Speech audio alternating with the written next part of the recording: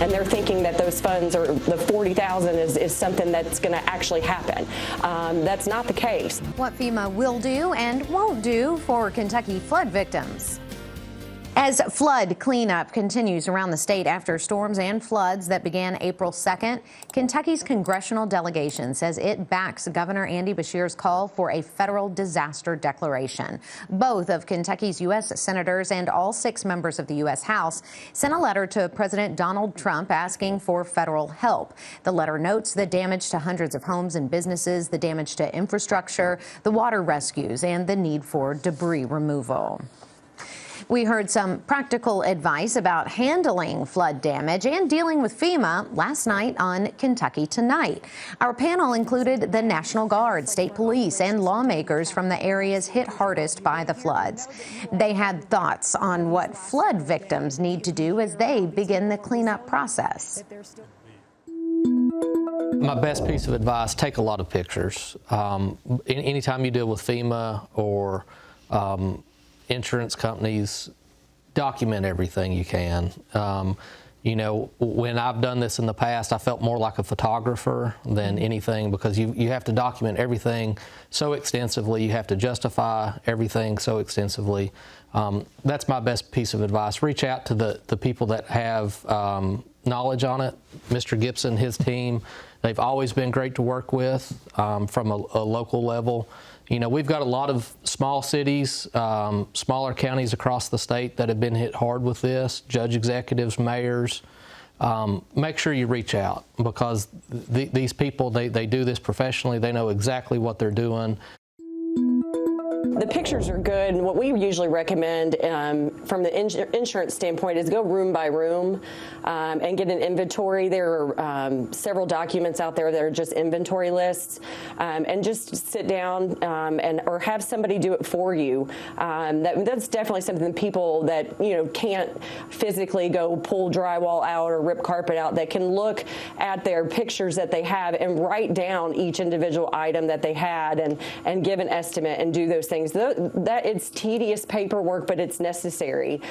We do the same thing in a fire, or same thing in a tornado, that you have to document everything. So go ahead and get all the pictures, and then the people that are affected can go ahead and deal with the cleanup, and then some folks can come in and actually help fill out those inventory forms through the pictures that were taken. Making sure you get serial numbers on big appliances and things like that, because you want to get that. Getting it out is the most important thing.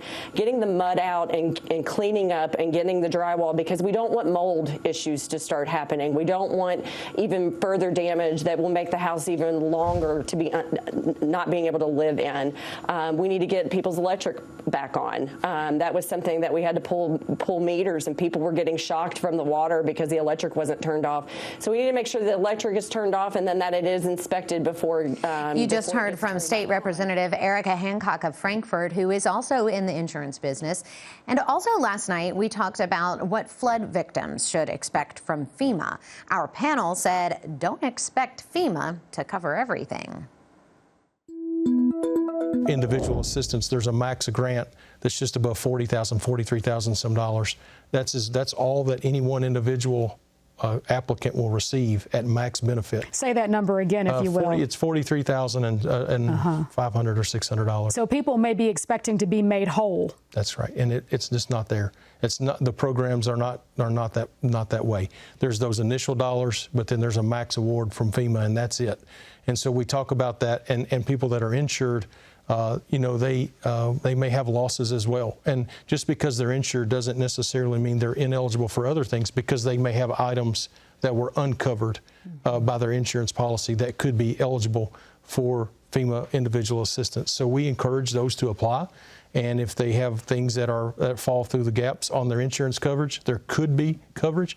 That's obviously a FEMA process that helps determine that, not my process, but the process itself. I've always explained this to my insureds when we have a major event, that we're going to work severity ones first. And that's the same way that FEMA works with it in this case. And the severity one is displaced families. We can't just kick people out on the street. So I would assume that those funds that are coming, as disheartening as it is, it's not going to replace a bicycle. It's not going to replace the contents that are sad that we've lost them, but we've got to go, we've got to take care of just housing first. So I do want everybody to understand that those first set of checks, when you get them, I think people get frustrated because they're between $100 and $500, and they're thinking that those funds or the $40,000 is something that's going to actually happen. That's not the case. I mean, we need to be prepared for that. I think that's why we set up these community funds, do benefit concerts. I mean, the Team Kentucky Fund that's helped in the past. We need to make sure that people understand that FEMA, it's priority ones, which is your housing. We don't want people to become homeless. It was a very insightful discussion, and you can see the complete 1-hour program online on demand. It's at ket.org/KY tonight.